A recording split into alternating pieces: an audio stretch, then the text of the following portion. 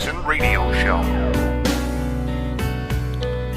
Greetings and salutations. You are tuning in to the Kevin Jackson Radio Show. And of course, I'm guest hosting for the day while Kevin is out triggering lefties left and right. Triggering lefties left and right, as he does all the time. People hate that Kevin Jackson is out there doing what he does because he is black. That's right, he's black. And if you think that these leftists care about the fact that a black man is a conservative, they don't really care about that. They have their talking points. They say he's an Uncle Tom. They say he's an Oreo. They say he's a house new.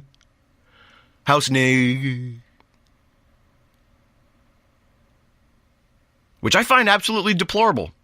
It's really, really funny, though. It's really, really, really funny. Kevin and I have laughs about it all the time. We laugh that I'm the vanilla to the chocolate. I'm the token white on the show. Because he's my boss. There's your institutional racism for you. Kevin is my boss. I work for him. He calls the shots. But no, America is a deeply racist place. Conservatives are deeply racist. Somehow I exercise my white privilege over Kevin, even though he's my boss and he pays my bills. How does that work? One day the left is going to have to explain to me how that works. We say, oh, well, what about a black president? We had a black president for 8 years, and they say, well, that doesn't mean that racism doesn't exist. And then I say, well, I didn't say that racism doesn't exist. I wouldn't say that racism doesn't exist, just like I wouldn't say that human frailty doesn't exist. You can't govern people's thoughts. But as far as institutional racism, it is gone. It's gone. In fact, it's probably been reversed. It's a little more difficult for white people to get into college now than black people. People of color, as the left likes to call them. Aren't we all people of color? Anyway, this is Brett Siegel, the Disgruntled Millennial, broadcasting to you live on a beautiful Friday from my safe space down here in northern Florida, where I'm always free from your bigotry, racism, hatred, microaggressions, and patriarchy. Unfortunately, I'm not free from Anthony's wiener right now because this guy's wiener just keeps on popping up. No pun intended. The guy's wiener just keeps on popping up. And we constantly have to hear about this, and we have to constantly do this again and again and again, watching the left protect this man. I know it's innocent until proven guilty, but if you honestly believe that he hasn't acted on one of these many, I mean, the guy is a creep.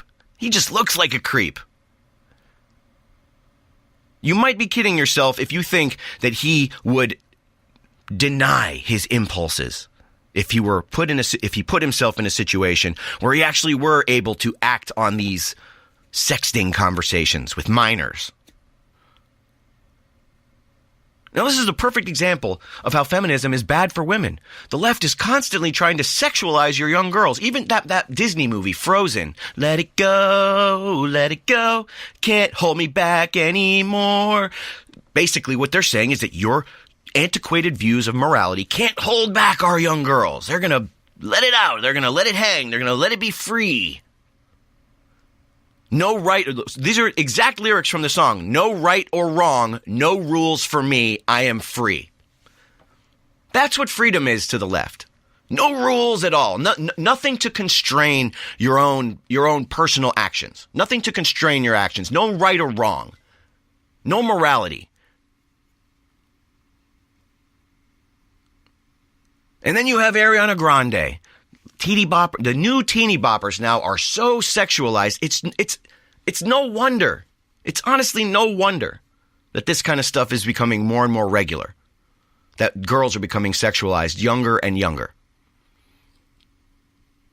Now, in a world where there's no right or wrong, in that leftist, postmodern, subjectivist, relativist point of view, yeah, there is no right or wrong. Why not sex with a 15-year-old?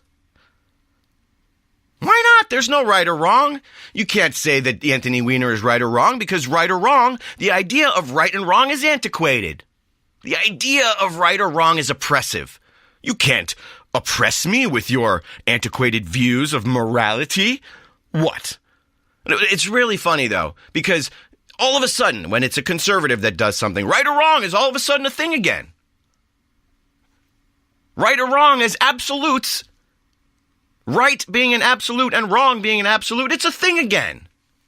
When Donald Trump says grab him by the puss, right or wrong is all of a sudden a thing. When Anthony Weiner sends his wiener to a 15-year-old, all of a sudden there's no right or wrong. No rules for me. That's Disney. That's your little girls. Frozen came out a couple years ago. If you were maybe 11 or 12, you probably loved that movie. Now you're 15 years old. And what did you grow up with? What did you learn? No right or wrong. No rules for me. I'm free. Nothing to hold me back. No antiquated views of morality to temper my actions. A free-for-all. That's what the left wants. They want a free-for-all. This is why they come out with Anthony Weiner saying, oh, he was sick. Oh, he was crying. Oh, we should have some compassion for the guy. How about this? Why don't you have some compassion for the conservatives out there who are under a constant barrage from your identity politics and your nasty, disgusting tactics. And this is a perfect example of how feminism is bad for women, because it emboldens powerful people to take advantage of young girls.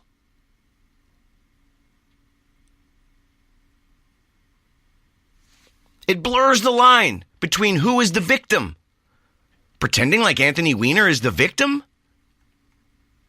Only in a subjectivist, postmodernist world, only in a world with cultural relativism, where one person's actions are just as good as another person's actions, doesn't matter what they are, doesn't matter whether they're evil. In that world, Anthony Weiner is a victim. Don't you realize that? Well, she was asking for it. She was sexy. She was sexy for a 15-year-old. I couldn't help myself. Besides, there's no right or wrong. And all this is going to do is continue the downward spiral of American culture and morality. The Judeo-Christian values on which this country was based are constantly being eroded. And it's stuff like this. The hypocrisy of CNN coming out there saying he was crying. We should have compassion for him. He had no control. He's sick. Now, I want to talk to you a little bit about something that is a little bit near and dear to my heart, because I am a big American Horror Story fan. I love that show. I've been watching that show since the very beginning. I thought it was a great apolitical way to kind of get my suspense rocks off. But this season, they've gone full SJW. American Horror Story used to be a good show. And just like most people in Hollywood, I don't know if any of you have Netflix, but Netflix has gone full on SJW. They've got shows like Dear White People, which is basically just an SJW tirade about how awful and terrible white people are and how privileged we are. An American Horror Story has been an amazing, awesome brand, totally apolitical up until this year. And now they've gone full on SJW. The first episode was called Election Night. They didn't even bother to make up a storyline. They based it on reality. They based it on this actual election. Election night, Donald Trump wins, and all of a sudden the liberals start going crazy. Trump wins and liberals lose their minds in the very first episode of this season. And guess what it's called? American Horror Story. This season is called Cult. In the first episode, it's really, really funny because Ryan Murphy, the show's producer, announced that the season would revolve around the 2016 election, and he suggested that there might be a character based on Donald Trump. No, this is exactly about this election. They couldn't even make up a fake name, so even remotely put it in a fictitious universe. They couldn't even call him Ronald Crump. They called him President Trump. This is what I'm talking about. This is what I'm talking about. They have tried to take this election, turn it into America's horror story. Because Donald Trump got elected and hate crimes are rising. Right? Hate crimes are rising. Even though you can't really name one.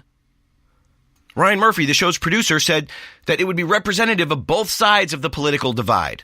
He said in the next breath that it would be illuminating and highlighting groups of people who he believes to be ignored by the current Trump administration and who are afraid and feel terrorized that their lives are going to be taken away. Okay, in one breath, he says we're going to give a fair shake to both sides, but in the next breath, he basically explains what the show is going to be about. People who are ignored by the Trump administration. Keep in mind, this interview was in February. Trump had been president for what, 2 months?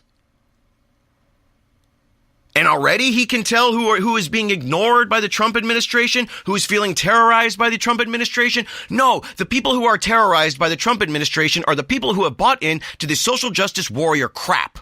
And they didn't even stop and think that the real horror story is how utterly wrong the leftists are about everything and how much power they seem to have. We'll be right back. Kevin Jackson on the Black Sphere Radio Network. Do you owe back taxes to the IRS or state? The secret to avoiding the IRS nightmare is to seek professional representation. My friends at Security Tax Associates provide the most cost-effective and ethical representation in the industry while helping to avoid seizures, levies, and wage garnishments. Security Tax Associates is here to ensure that the appropriate steps are taken to permanently eliminate any possibility of future tax burdens once and for all. For a free, no-obligation consultation, contact Security Tax Associates, 844-779-4177. That's 844-779-4177. 844-779-4177. Or visit them at securitytaxassociates.com.